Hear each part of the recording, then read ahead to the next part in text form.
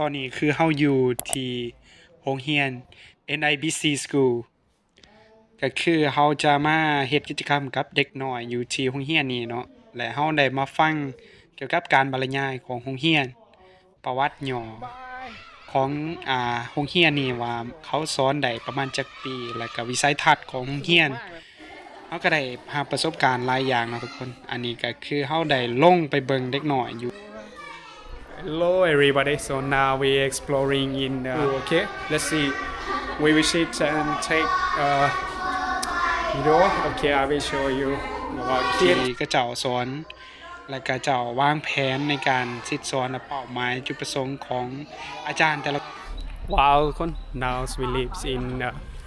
school, yeah, I will exploring and we take picture in here, okay, that's good time to share student in from NIBI school. Wow, that's good. A lot of girl.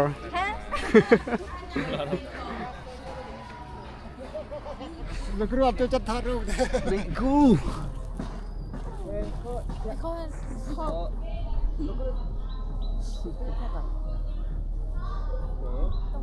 I will stay next to it. Okay.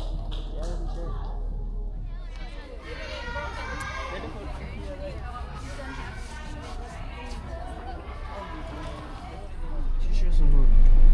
Yep. This pastor, he ever have chance to go back Korea or not? This pastor, This pastor. I forgot his name. ก็อยู่ในเมืองซิมเรียบเนาะอันนี้ก็เป็นโรงเรียนหลังที่2ที่เฮาได้เดินทางไปเยี่ยมยามทำไปเฮ็ดกิจกรรมกับเด็กน้อยอันนี้ก็คือทีมงานของNIBI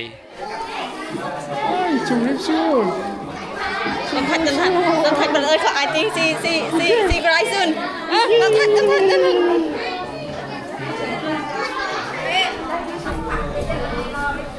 ตอนนี้จุมอยจุมอ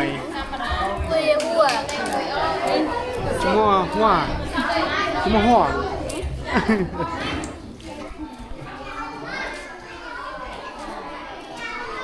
เดี๋ยวจะพาทุกคนไปเบิ่งเทิงเนาะทุกคนมันเป็นอะไรเพราะว่าบรรดาอาจารย์นี่เขาเฮ็ดมิชชันนารีแบบตั้งแต่อนุบาลจนฮอดวิทยาลัยเขาเจ้าก็ได้สิสอนอันนี้เขาจะมาฟังเกี่ยวกับประวัติเกี่ยวกับวิสัยทัศน์อยู่ที่โรงเรียนของหลังนี้คือกันเนาะอันนี้อาจารย์เนาะอาจารย์อื่นจินแล้วก็ได้แนะนำแล้วก็บรรยายเกี่ยวกับประวัติย่อแบบวิสัยทัศน์ในการสิสอนอยู่ที่นี่ประวัติของเด็กน้อยว่าของอาจารย์ว่าประมาณจักปีโรงเรียนหลังนี้ก็คือได้ประมาณเกือบ20ปีแล้วทุกคนที่เขาเจ้าสอนอยู่ที่นี่ซึ่งอยู่ที่ซิมเรียบเด็กน้อยอยู่นี่คือนาฮักแห้งเนาะทุกคนก็เจ้าเป็นกันเองแล้วก็บ่ย้านคนเนาะเขาเจ้าเห็นเฮาแล้วก็แลนมากอดอันนี้ก็คือเฮาได้ใช้เวลากับเขาเจ้าอย่างเต็มที่เนาะในมื้อนี้หลังจากนั้นอันนี้ก็คือสาวครูอยู่ที่นี่เนาะเขาเจ้าก็สอนอยู่ที่นี่ก็มีหลายคนเนาะที่เฮาฮู้จักเขาเจ้าก็จบจาก NIBI School เช่นเดียวกันแล้วก็มาสอนต่ออยู่ที่โรงเรียนที่ NIBC ก็มีหลายคนเนาะทุกคน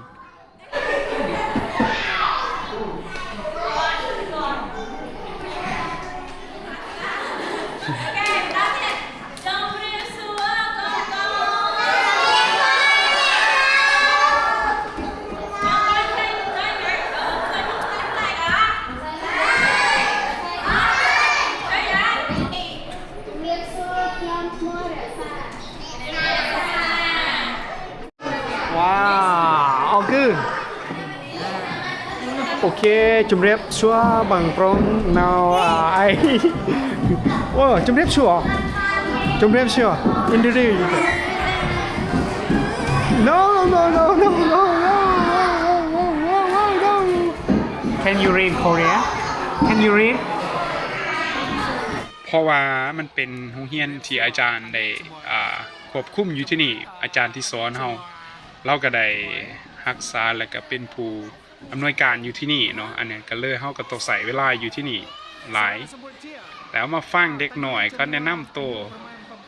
ยอมรับว่าเด็กหน่อยอยู่นี่เก่งนะทุกคนก็เจ้าเก่งนี่มาหักเขาบริยารคนเนาะทุกคนเด็กหน่อยนี่เพราะว่าเขาได้เฮียนหูแล้วก็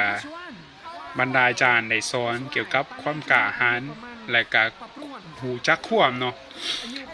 อันนี้ก็คือเขาจะเห็นว่าการที่เขาเทรนเด็กหน่อยแต่ยังหน่อยมันเป็นสิ่งที่สำคัญและเป็นสิ่งที่ดีเพราะว่าเขาจะเติบโตเป็นผู้ใหญ่ที่ดีได้ก็ต่อเมื่อเขาเทรนตอนที่กระเจ้ายังหน่อยเนาะว่าเขาเคยได้ยินว่าคำที่ว่าแบบว่าเขาสิดัดใหม่เขาต้องดัดแต่ตอนมันยังหน่อยเนาะเขาสิดัดมันบัดมันใหญ่มันก็ยากเนาะทุกคนอันนี้ก็เส้นเดียวกันอันนี้แหละจุดเอิ้นว่าเป้าหมายจุดประสงค์ที่ผู้อาจารย์ได้ทุ่มเทได้เฮ็ดได้สอนให้เฮาได้เรียนรู้เก็บเกี่ยวประสบการณ์เพื่อจะกลับไปพัฒนาทรัพยากรมนุษย์ในบ้านเฮาเมืองเฮาเนาะทุกคนอันนี้คอยก็รู้สึกดีใจแล้วก็ภูมิใจที่ได้มาเห็นได้มาเอาประสบการณ์อยู่ที่ซิมเรียบเนาะอยู่ที่ NIBI School อันนี้เขาก็ได้เห็นเด็กหน่อยเพราะว่าเด็กหน่อยอยู่ที่นี่หลายคนก็เจ้าก็มีความฝันเนาะทุกคนที่อยู่ในที่นี่มีความฝันและก็มีเป้าหมายเด็กหน่อยอยู่ที่นี่เพราะว่าอาจารย์ก็จะสอนให้เขาเจ้ามีเป้าหมายและมีความฝันแต่ยังหน่อยเนาะทุกคนมันเฮ็ดให้เขาเจ้าได้ฝึกฝนตัวเองและคอยเชื่อว่าพวกเด็กน้อยแล้วนี่บัดใหญ่ขึ้นมาเขาเจ้าจะเป็นว่ากำลังและเป็นแห้งผลักดันให้กับบ้านเมืองและก็ซอยพัฒนาสังคมให้เป็นตาอยู่ขึ้นเนาะเพราะว่าเขาได้ถูกเทรนมาได้อย่างดีเนาะอันนี้ก็คือสิ่งที่เอาเห็นอยู่ที่โรงเรียนนี่ก็มีหลายอย่างให้ลิ้นเนาะโดยเฉพาะแม่นการ์ตูนมีหลายอย่างอันนี้เฮาก็ได้เฮ็ดกิจกรรมเนาะในการเต้นกับเด็กน้อยลิ้นกับเด็กน้อย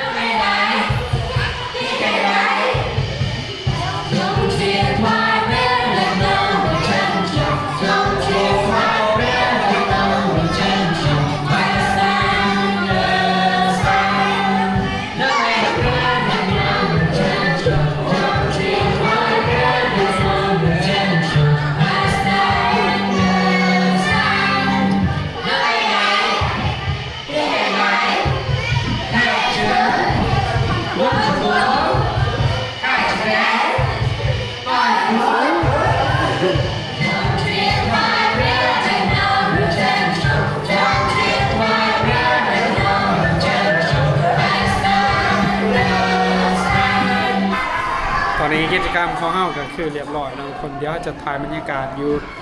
การเดินทางเมื่อในมื้อนี้โอเคว่าจะใส่เวลาเท่าไหร่เนาะ